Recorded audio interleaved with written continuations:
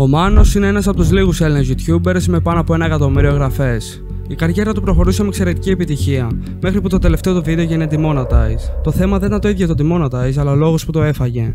Το συγκεκριμένο βίντεο ήταν ένα vlog στην Αμερική, μόνο που επέλεξε μέσα από αυτό να περάσει και κάποια θετικά μηνύματα. Χίλια ευχαριστώ για όλο το support. Δηλαδή, τέτοια πράγματα δεν θα τα βλέπα προς την υποστήριξη σας. Δηλαδή, είναι γεγονός, ρε.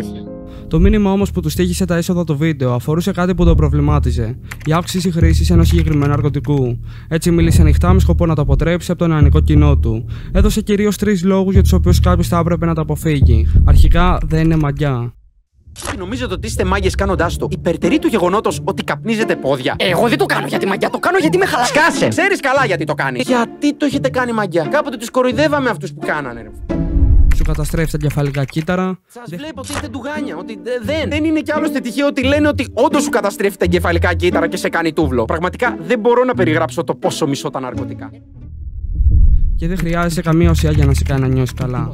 Δεν χρειάζεται καμία ουσία και τίποτα τέτοιο για να σας κάνει να νιώσετε καλά. Να προσέχετε το μυαλό σας και το σώμα σας να κάνετε μόνο αυτό που αγαπάτε και μόνο έτσι θα νιώσετε καλά. Μην ακούτε αυτούς που δεν τους έχει μείνει κανένα εγκεφαλικό κύτταρο. Και μιλάω προφανώς στα νέα παιδιά, έτσι. Παρά το θετικό αντίκτυπο που είχε το μήνυμά του στο κοινό του, το YouTube θεώρησε το περιεχόμενο του βίντεο ακατάλληλο για monetization, το οποίο αποτρέπει τη δυνατότητα να βγάλει χρήματα από το συγκεκριμένο βίντεο και σταματά να το προωθεί. Ο Μάνος βρέθηκε μπροστά σε 2 επιλογές: να πέσει σε κατάθλιψη, καθώς και αφιέρωσε 2 μήνες δουλειά σε αυτό το βίντεο, ή να εκτιμήσει την υποστήριξη του κοινού του και να συνεχίσει.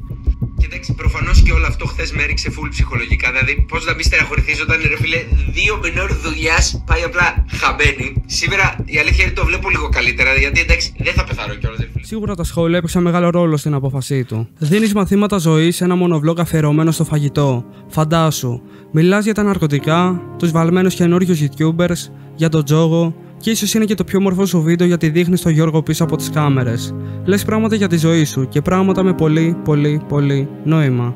Παρά τα παραπονά του για την αδικία του demonetize, δεν άφησε την κατάσταση να το ρίξει. Άλλοι YouTubers όπως ο 2J μοιράστηκαν επίσης τις εμπειρίες τους με το θέμα. Ο 2J σε ένα από τα live stream του εξήγησε πως για κάποιο διάστημα δεν μπορούσε να βγάλει χρήματα από το game κανάλι του, ακόμη και όταν ανέβαζε βίντεο χωρίς περιεχόμενο.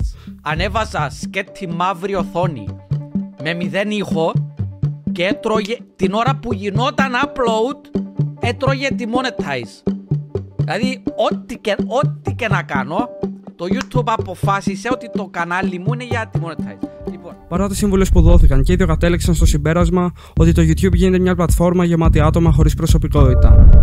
Άτομα που φοβούνται να εκφράσουν την άποψή τους για ευαίσθητα θέματα λόγω του φόβου του cancel. Τρώω κίτρινες κουράδες για 24 ώρες ή γίνομαι ο Mr. Beast για τις επόμενες 48 ώρες και να τελειώνει εκεί το βίντεο. Δηλαδή να μην μπορείς να έχεις κάτι θετικό με αυτό μαζί. Τουλάχιστον υπάρχουν και τα άτομα που αδιαφορώντας για τα χρήματα θα πούν την άποψή τους με στόχο το θετικό αντίκτυπο στην νεολαία. Ο Μάνος είναι ένα από αυτά τα άτομα.